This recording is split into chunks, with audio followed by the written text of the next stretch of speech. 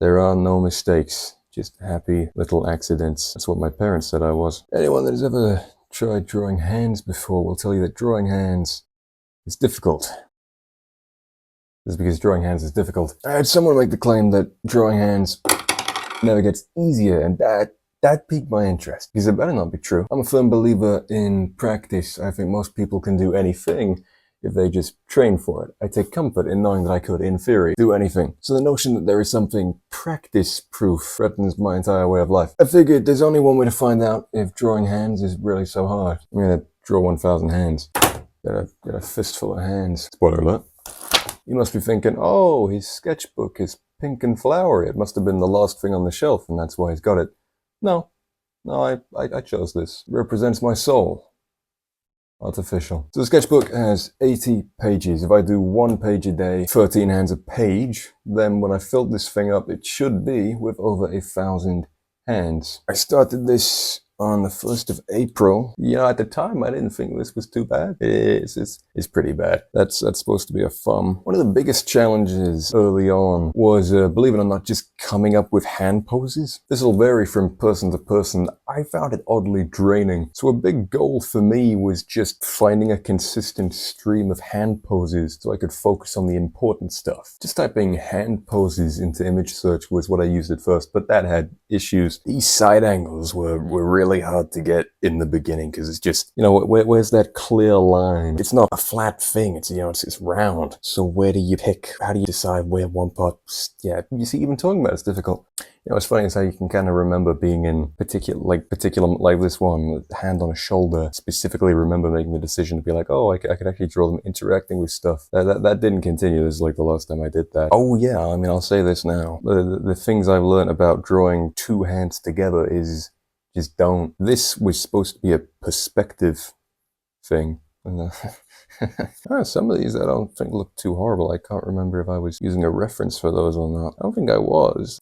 See, this is the problem with just searching up hand poses on an image search. That is perfect. I love this. If I had drawn this, I would be very happy. But I didn't really draw it. I mean, there was a list of image poses on Google or whatever, and I effectively sketched this. It's not me pose practicing, it was just sketching, really. And that was the problem I had with that particular method for getting poses, was it kind of just turned into sketching a lot of the time. But I still needed poses. So what ended up being the golden formula was watching people, be it YouTube, TV, or just on the bus. People tend to be a great source of hand poses, and of course, they don't linger on those poses. So you'll get a flash of a pose, only long enough for you to take in just the pose. Dance videos every once in a while are good, because that's where you'll see the more out there stuff. Like I found podcast clips were very useful, because that's only people sat there expressing their hands and whatnot. But of course, sketching is important. That was something changed somewhere around the beginning of this. I used to be very against the idea of sketching. Probably something along the lines of, I've got to do it all by myself or it doesn't count. Which was always really stupid. The only reason I want to draw good hands is because I saw other artists' drawings and got inspired. So why on earth would it help to cut out the inspiration when I'm actually learning? You can learn a lot through sketching the real thing and sketching other artists' drawings, but you need to have a healthy balance. If all you do is sketch, then you are just getting good at copying. So that's why a lot of these, I think most of these are me just kind of taking a glance at a pose and then drawing something down. But I try to get some sketching of actual hands in there and some sketching of drawn hands that I like the look of.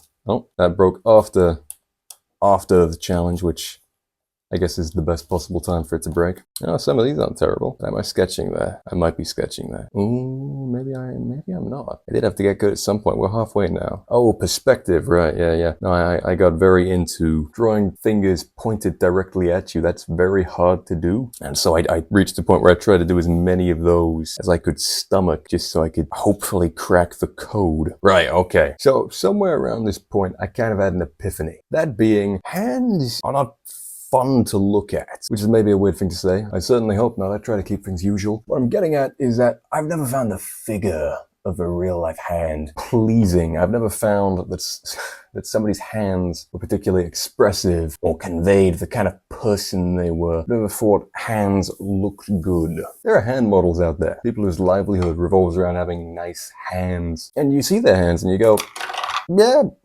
I guess that's a nice hand. It's clean, it's intact. Those are pretty much the requirements, aren't they? There's a realization I came to about my hand drawings. I just wasn't really excited by them. They weren't photoreal, but real hands were generally the blueprints I was working with. I realized I wanted to draw cartoony hands, not like Mickey Mouse sausage fingers or the king, more like anime hands, generally realistic but distinctly stylized. And so that's what this is. I searched anime hands or something along those lines, and I sketched out the results. Thin fingers, that's something I was really struggling with in the beginning, was drawing thin fingers. I always ended up with them kind of in a block. I mean, of course, there are certain poses where you do end up with just a block of fingers, but for the most part, fingers tend to stand alone. And if you do group them together, they tend to form sort of a point. They all lean in to the center. Yeah. So grounded but stylized. That's this. I really like this. Whoever drew this, I really like this style. It's very simple but very effective. It conveys a lot of action almost. Just drew a hand, but I did run into the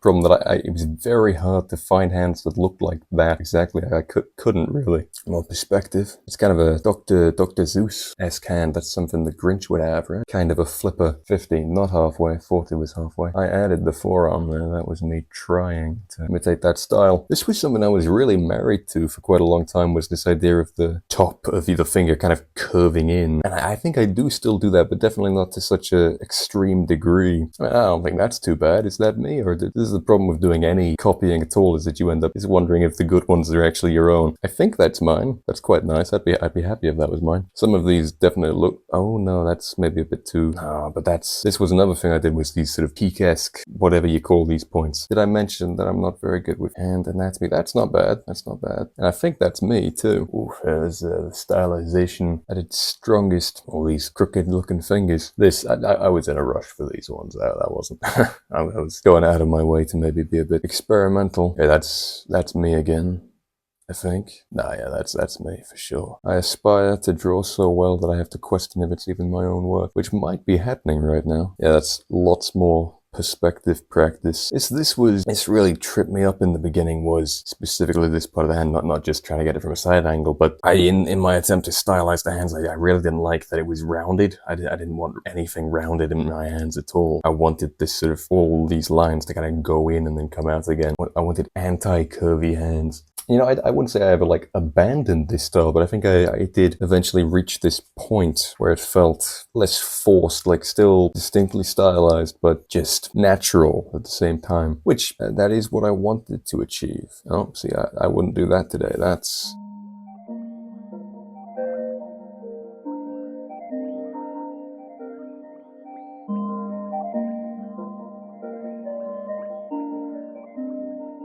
you get a lot more right side of your hand that the wrist doesn't really get to, whereas on the left side the wrist is kind of just there already. Okay, yeah, these are mine, and they're pretty good. I like these. Oh yeah, this was something I came to about the perspective thing, was putting almost arrows in the finger, like to indicate where they were facing, because you know, you could just draw a circle and that's where your finger is. It's so hard to convey that. Without a shit ton of lighting and being borderline photorealistic, it's really hard to convey the depth. And this is what I ended up on, was to get this idea of arrows to almost indicate that this finger is kind of leaning in this way. I'm not quite sure what that's trying to do. Is that what that's trying to be? Or is it, that seems more likely, yeah. So yeah, you want to avoid that kind of thing for sure. Let's reach a point where your drawing doesn't have that problem. Okay, these are not mine. I would not have drawn that line. I should though, it's a very good one. See, I would say most of these are me. I would say most of these are pretty good. That definitely, the way I work that's not, I wouldn't call that great. Makes it look kind of flat. It's funny that even 60 days in, I've definitely improved a lot, but I am still making very noticeable mistakes. So yeah, that's sketching comic stuff. This sketching a real hand, I believe. You gotta keep switching up where you get them from, because if you just linger on the same person too much, then you're gonna end up drawing the same kind of poses over and over again. So you need to get a wide variety so that you're on your toes. It's the final 10, so I pretty much all but completely forewent any sort of sketching by this point. I wanted this to be all me, and I think that's pretty good. I like that. I like that. Well, I say that, did I start on 70 or did I start 2071. Are these sketches? They could be sketches. No, look at that lanky ass finger. That is me for sure. Oh, this, yeah, no, this is a journey I haven't pointed out yet, but this is a tough one. The desperately trying to make this not look weird when you draw it. And the secret is to not try too hard, really. I mean, that's the secret with any drawing, really. Don't try too hard. I say that I'm not very good at drawing, so like I know the secret. But if anyone does know the secret, please tell me. Yeah, that's me. That's good. I like that a lot. I like that. Oh, you can see I've eased up on the peaks here, and the side of the hand too. And I've eased up on the tops of the fingers. They aren't curving in quite so much, getting a little more of that natural. The tips of the fingers, I kept those pointy till the end because I like pointy fingers, I guess. Always been fascinated by those women with those long fake nails. And they're always on their phones, and you think, how the hell are you getting a good tap on when you can't directly tap the screen? They have to keep their fingers like this when they're tapping. It's impressive. Self-handicap. I should know all about self-handicaps, really. I did this to myself. Another Dr. Seuss-esque hand. But that's me right there. I did that. A little messy again. The perspective stuff, still tricky. Mastering that, I definitely got a ways to go before I'm necessarily confident with that. I think the way I would do a perspective thing now, I wouldn't try to draw something as strong as this, or as that really. I would go for something like this is what I would do, that with the fingers splayed out. That's much easier to do because you still do have the general shape of a finger. Oh, and a fun tip for anyone who does want to draw that kind of hand, the pinky goes off on its own. The rest of the fingers are generally with the shape of the rest of the hand. The pinky it's lower, it's further out, the pinky goes off on its own. It's almost as out there as the thumb, which I guess is why we do this. Kind of what I'm talking about there with the perspective thing, trying to get the fingers more splayed. Splayed, is that the word? I feel like that's not the word. Splayed. Spread.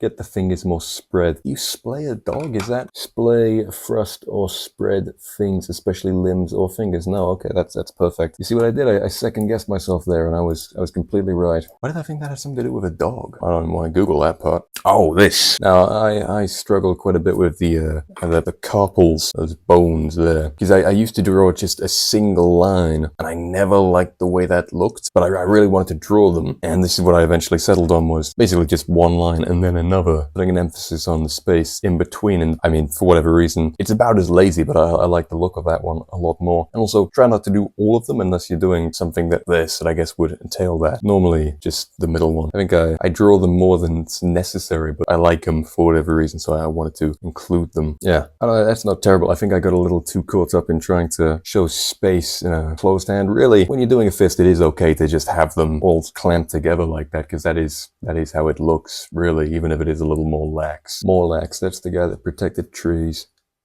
Dr. Seuss. Oh yeah, this is something I got just near the end, was drawing kind of a circle around the knuckles, which is very lazy, but I think it better conveys the shape of that than just a hard knuckle line, which is what I was doing before right there. Very lazy. There are definitely better ways to do it, but I don't know, I don't hate it. I think it gets the idea across well enough. And that's what we're all about here. Being just good enough. Yeah, no, these are good. I don't hate these at all. I did end up making a few mistakes near the end because I suddenly got more experimental. Well, I started doing more poses that I hadn't really done at all before, or much before. So this is someone holding a pen there, and I messed it up, so I did it again there. And this is the last day. This is at least 1,000 hands in there, probably. I'm not gonna count. Yeah, no, I did it. I drew a lot of hands. Yippee. My hands aren't necessarily anatomically correct, definitely not photorealistic, which I guess is like the final boss of being able to draw anything. But that was never really my goal. I just wanted to be able to draw good-looking hands, expressive hands, flashy hands, hands that you look at and go, those are hands, and I don't hate the look of them. And in my eyes, I achieved this. I'm very happy with this outcome. Nearing the end, I reached this point where I felt really confident whenever I had to draw hands. They stopped being this taunting challenge because I just knew what to do and I knew I could make it look good. And I still feel that way. It's really gratifying. I did overcome a certain just like universal challenge, you know? You always think, oh, well, hands. Gotta put their hands behind their back. You know, you don't need to see their hands. Just hide them, whatever you gotta do. But I'm happy now. I feel I can do this. Are they perfect?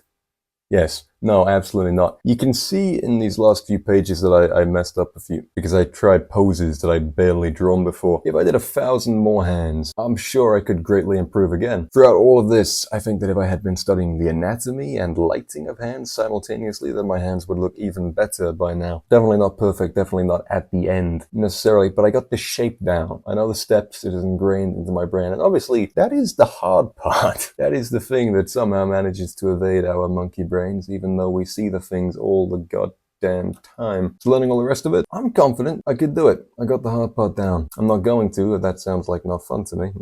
Do I have any tips or tricks for anyone else who wants to learn how to draw hands? Yeah, draw 1,000 fucking hands. Evidently it's foolproof. I say it jokingly, but I do mean it. The raw repetition was undoubtedly useful, but how I used it was also important. I drew from imagination plenty, but the outside sources were really invaluable. Like I said, I sketched real hands, I sketched other artists' drawn hands, and that was really where I learned the tidbits that I was able to Frankenstein my own style out of. So yeah, just input really. Get as many different ideas and sources as you can on how drawing hands works, and hope that you get, and you will get your own style out of that. If you draw 1,000 hands. I used a lot of different tips and tricks throughout this, all of which you will have seen. Like I said, they were all valuable for me to experiment and develop my own style, but in the end, I don't really use any of them. The one thing I still use was the tip to think of the tips of fingers like katanas. They're straight on top and then they slope down. I'm going to briefly tell you how I structure a hand now. For a good profile, front or back view, I start with the knuckle line, which I think of as two separate lines. One line from the index to the middle knuckle, and then one from the middle to the pinky knuckle, because they do slope down like that. If you look at your hand, it's not a straight line. It is kind of straight here, and it just goes down. Then I draw a U shape underneath it. Thumb's kind of got that flat line. Joints.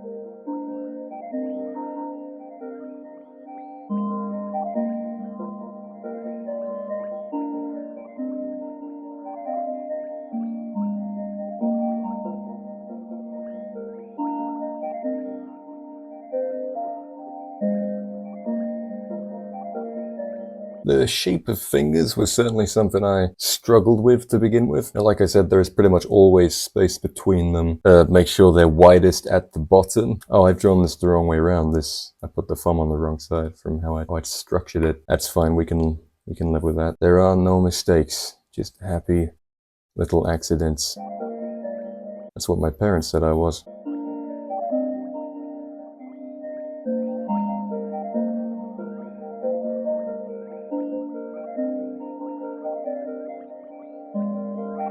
I mean, still, that's not my best work right there, but I can just do that now. Now, if I'm drawing from the side, I would start with the back of the hand instead of the knuckle lineouts. And, knuckles, if you're looking at the hand from a side angle, it's good to know that most of the time you can't see every knuckle at once. The middle one is always higher up. So depending if you're looking at the hands from the left or the right, the knuckles on the other side tend to be obscured, the pinky finger being the one that is most often outright covered. So if I'm doing the middle knuckle here, and I don't need to bother with the rest of them because you can't see them. So I can afford to be lazy, really. Is it not just all about figuring out how you can be lazy?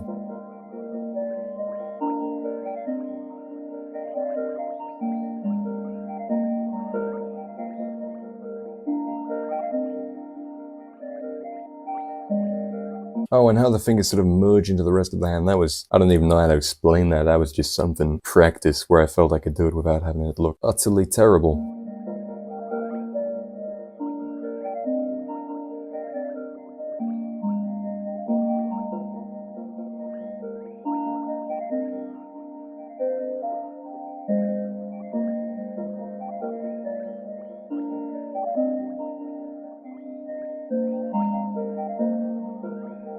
Yeah, again, not perfect. I'm not perfect most of the time, but hands. Draw 1,000 hands. So yeah, would I recommend drawing 1,000 hands? I think it depends on you how effective it is, but not to say that some people have it and some people don't. It's your dedication and how the sources that you take in, yada yada. Even if you're not very willing to learn, I think the sheer repetition will get to you. And watch my John Wick video.